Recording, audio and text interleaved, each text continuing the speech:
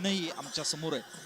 म्हणजे आता ही सगळी निष्ठावंत वारकरी मंडळी आणि आपण ई वारकरी या दोघांच्याही उंबऱ्यावर उभं राहून श्रीमंत जगद्गुरु श्री तुकाराम महाराजांच्या पालखी सोहळ्याचा हा जो प्रसाद आहे, हा प्रसाद आपल्या सगळ्यांपर्यंत पोहोचवण्याची संधी जगद्गुरु श्रीमंत श्री तुकाराम महाराजांच्या कृपाशीर्वादानं आणि संस्थांच्या सहकार्यानं आम्हाला मिळाली. ही खरं तर आमच्यासाठी भाग्याची गोष्ट आहे.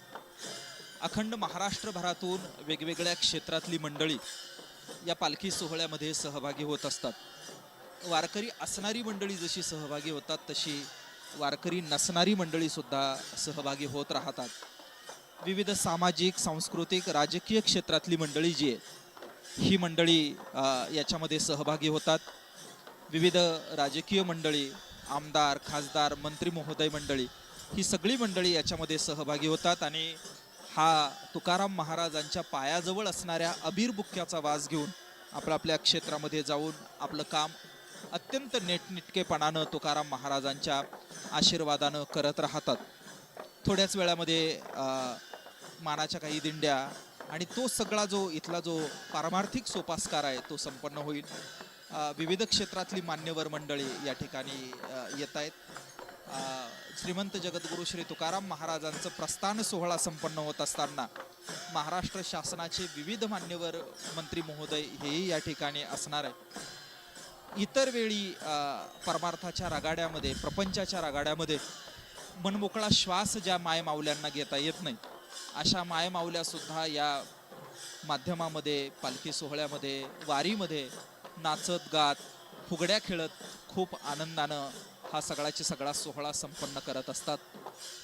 तुळशीवाल्या महिला, हंड्यावाल्या महिला या सर्व महिलाही खूप मोठ्या प्रमाणामध्ये सेवा बजावताना आपल्याला दिसतात. आपण पाहू शकतो की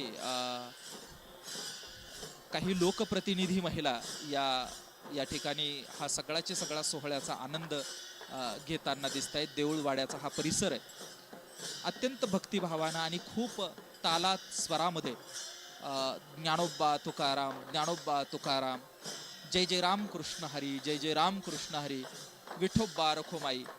पवित्र अशा पुण्यसलीला इंद्रायणीच्या तीरावर श्रीमंत जगद्गुरु श्री तुकाराम महाराजांच्या पावन चरण सान्निध्यामध्ये हा 340वा श्रीमंत जगद्गुरु श्री तुकाराम महाराजांचा पंढरपूरकर प्रस्थान होण्याचा सोहळा खूप दिमागदार पद्धतीनं संपन्न होतो आहोत. आम्ही आपल्या सोबत आहोत. आपणही हा सोहळा खूप आनंदानं अनुभवा आणि लाईक करा, शेअर करा आणि सबस्क्राईब करा.